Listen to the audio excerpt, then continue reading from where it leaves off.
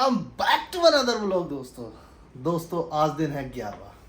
तो दोस्तों आज फिर मैं चल पड़ा हूँ एक नए सफ़र पर। आज बहुत बढ़िया जगह है, 3 जगह जाने वाला हूँ। तो चलिए चलते हैं।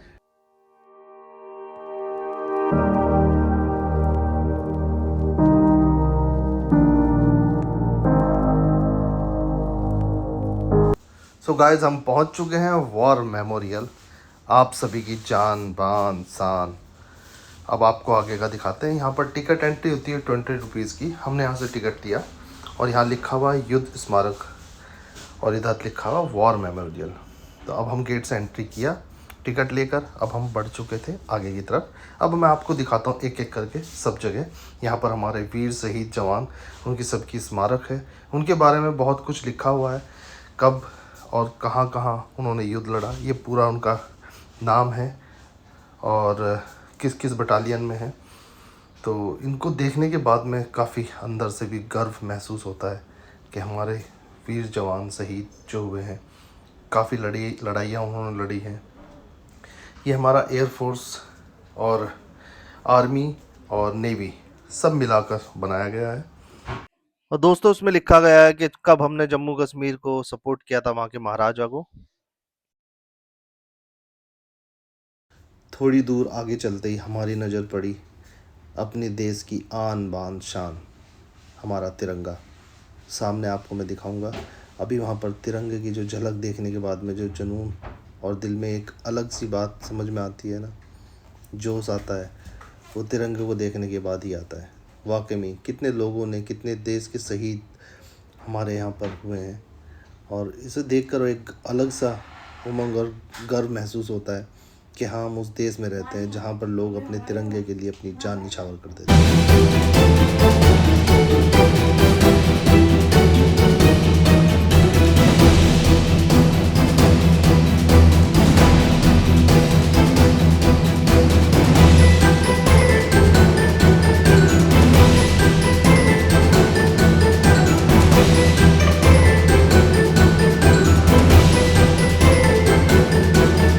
सो दोस्तों पाकिस्तान का टैंक देखने के बाद में अब निकल पड़ा था मैं आगे की तरफ। और वहाँ पर सामने आपको दिख रहा है एयरफोर्स का प्लेन, जिसमें हमारे लड़ाकू जहाज़ों के नाम से ये जाना जाता है, क्योंकि लड़ाकू विमान है और इसमें आगे पायलट बैठता है और काफ़ी सारे बम बारूद इसमें भरा जाता है, जिससे हम अपने दुश्मनों के ऊपर अटैक करते हैं।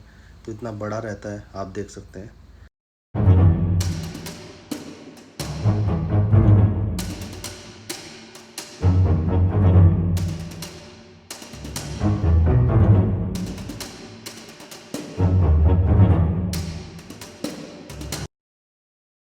सो गाइस थोड़ी दूर आगे चलने के बाद में वॉर मेमोरियल पुणे में अब हम चलते हैं अंदर की तरफ। और अंदर जब हम इसके अंदर एंट्री करते हैं, एक काफ़ी बड़ा रूम बनाया हुआ था। सबसे पहले में दिखती है पाकिस्तान और बांग्लादेश का जो समझौता हुआ था, उसकी फ़ोटोग्राफ्स। उसे देखकर एक अलग ही गर्व महसूस हुआ।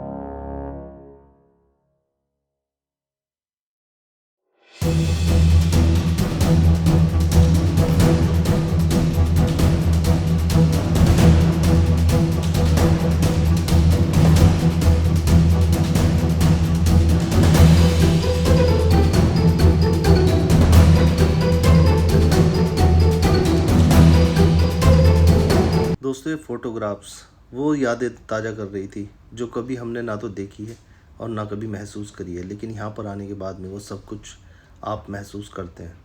कैसे कैसे लोग पुराने लड़ाई करते थे, जाते थे, पुरानी ड्रेस, पुराने लोग, पुरानी यादें, सब कुछ यहाँ पर आने के बाद में ताज़ा हो जाता है।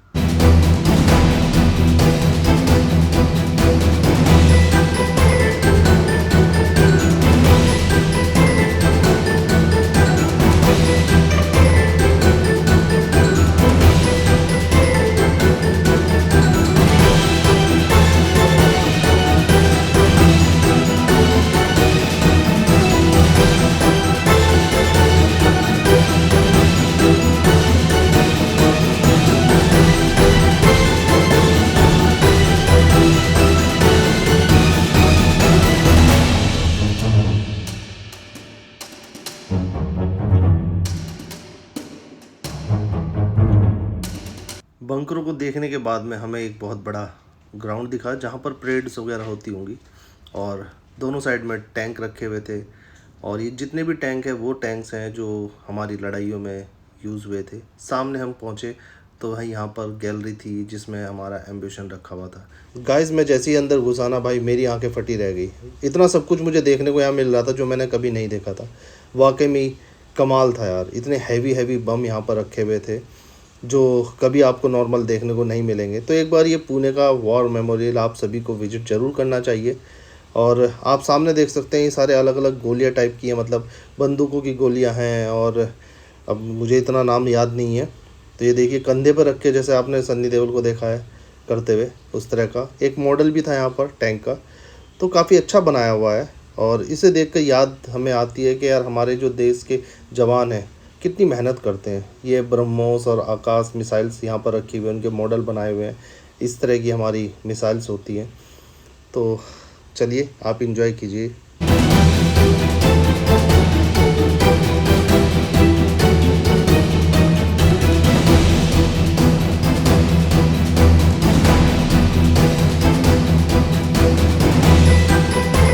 दोस्तों थोड़ा सा और आगे चले तो अब हमें एक बहुत बड़ा हॉल देखने को मिला। और इस हॉल के अंदर जो हम देखेंगे ना भाई, उससे एकदम मतलब नेक्स्ट लेवल है बिल्कुल। ये भी म्यूज़ियम का ही पार्ट है। और यहाँ पर जैसे ही हम गए तो हमें सारे ऑफिसर्स अपनी अपनी यूनिफॉर्म में दिखाई दिए।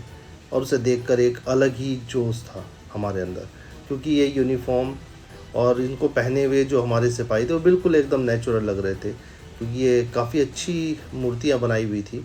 और भाई यहाँ पर हर तरह का जो इक्विपमेंट यूज़ किए जाते हैं वो सब यहाँ पर दिखाए हुए थे हमारे तीनों फोर्स के लिए।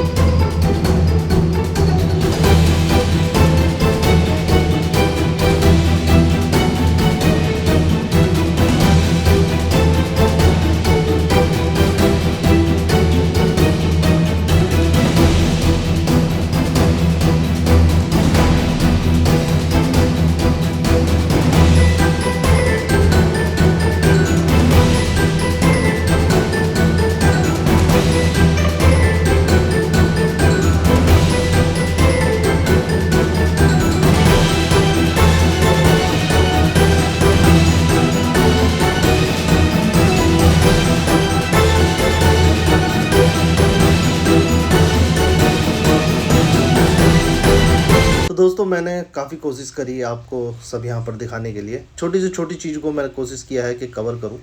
और ज़्यादा इन्फॉर्मेशन तो मैं दे नहीं सकता कि इतना मुझे उसके बारे में नॉलेज नहीं था, बट आपको मैंने दिखाने की कोशिश किया। तो उसके बाद हम यहाँ से निकल गए, और यहाँ से निकलने के बाद में मुझे भूख काफ़ी लग रही थी, टाइम हो गया था क्योंकि दोपहर में भी खाना कुछ नहीं खाया था।